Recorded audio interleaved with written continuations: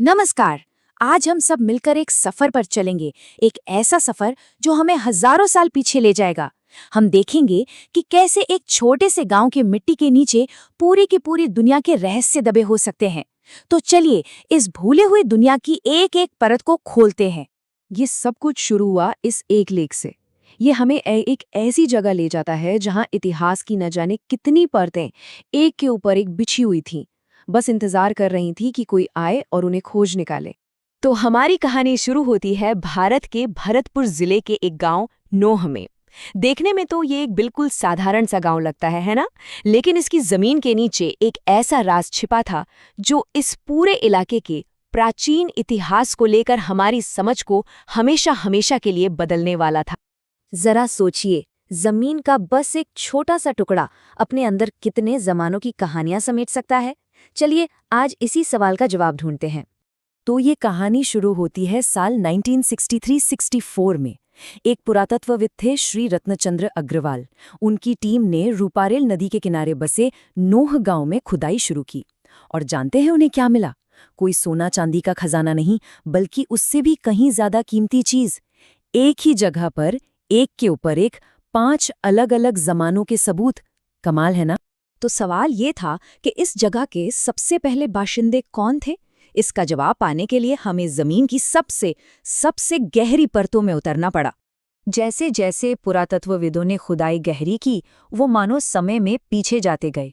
और फिर बिल्कुल सबसे निचली परत पर उन्हें उन शुरुआती लोगों के पहले निशान मिले। ये ताम्र युग की दुनिया थी। इस सबसे पुरानी परत में मिले गेरू रंग के बर्तन और सादे से काले और लाल रंग के मिट्टी के बर्तन। अब ये सुनने में तो बहुत साधारण लगते हैं, लेकिन ये उस जमाने के लोगों के हुनर और उनकी रोजमर्रा की जिंदगी की कहानी कहते हैं। मतलब एक ऐसी संस्कृति जो अपनी जरूरत की चीजें बनाना जानती थी। लेकिन जैसे ही टीम थोड़ी ऊपर की परत पर आई, कहानी बदलने लगी। यहाँ के लोगों की कला और कारीगरी में एक साफ साफ विकास दिखाई दिया। इस दूसरी परत में पेंटेड ग्रे वेयर मिले, यानी स्लेटी रंग के बर्तन जिन पर चित्रकारी थी, और साथ ही काले चमकदार बर्तन भी। ये सिर्फ एक बदलाव नहीं था, ये एक तरह का एवोल्यूशन था। यहाँ के लोग अब सिर्फ बर्तन नहीं बना रहे थे, बल्कि वो कला बना रहे थे, अपनी चीजों को और ज्यादा सुंदर और बेहतर बना रहे थे। लेकिन फिर कहानी में एक ऐसा मोड़ आया जिसने इस बस्ती का इतिहास ही बदल दिया। ये एक टेक्नोलॉजिकल रेवोल्यूशन का दौर था। तीसरी परत में खुदाई के दौरान एक ऐसी खोज हुई जो एक बहुत बड़े बदलाव का इशारा कर रही थी। यहाँ एक नई और बहुत ही शक्तिशाली धातु ने एंट्री ली थी। हाँ, तो इस लेयर में भी पेंटेड ग्रेवेयर्स तो मिल ही रहे थे, लेकिन उनके साथ कुछ ऐसा मिला जिसने सब कुछ बदल दिया। लोहे के बाणों की नोक। सोचिए, ये सिर्फ एक नई धातु नहीं थी, ये तो एक क्रांति थी। इससे शक्ति, लड़ाई और शिकार करने के तरीके सब कुछ बदल गया। और यही था नोह में लोह युग यानी आयरन एज की शुरुआत का पहला पक्का सबूत। अब देखिए, लोहे के आने से सब कुछ बदल गया। बेहतर औजारों से खेती अच्छी हुई और बेहतर हथियारों से सुरक्षा बढ़ी। नोहा अब सिर्फ एक गांव नहीं रहा, बल्कि ये एक ज्यादा कॉम्प्लेक्स और ऑर्गेनाइज्ड सोसाइटी में बदल रहा था। चौथी परत से ये साफ पता चलता है कि समाज अब ज्यादा संगठित हो चुका था और सुरक्षा यानी सिक्योरिटी एक बड़ी प्राथमिकता बन गई थी। और इसी वजह से बड़े बड़े निर्माण कार्य शुरू हुए। और उन्होंने अपनी सुरक्षा के लिए क्या बनाया? कच्ची मिट्टी की ईंटों से बनी एक बहुत बड़ी किले की दीवार। ये लगभग पहली शताब्दी ईसा पूर्व की बात है। ये दिखाता है कि ये बस्ती अब अपनी और अपने धन की रक्षा करने में सक्षम थी। किलेबंदी के साथ ही नोह में तरक्की का एक नया दौर शुरू हुआ। अब हम पहुंचते हैं सबसे ऊपरी और सबसे नई परत पर, जिसे हम नोह का सुनहरा दौर भी कह सकते हैं। इस परत से मिली चीजें तो इस बस्ती की खुशहाली की कहानी खुद ही बयां करती हैं। अब कच्चे घर नहीं, बल्कि पक्की ईंटों के घर थे। खेती के लिए लोहे के बेहतर औजार थे। पानी की व्यवस्था के लिए रिंग वेल्स थे। और कला, अरे वाह, मिट्टी की खूबसूरत मूर्तियां और एक विशाल पत्थर की यक्ष प्रतिमा, जो उस जमाने की आस्था और कला का एक बेहतरीन नमूना है।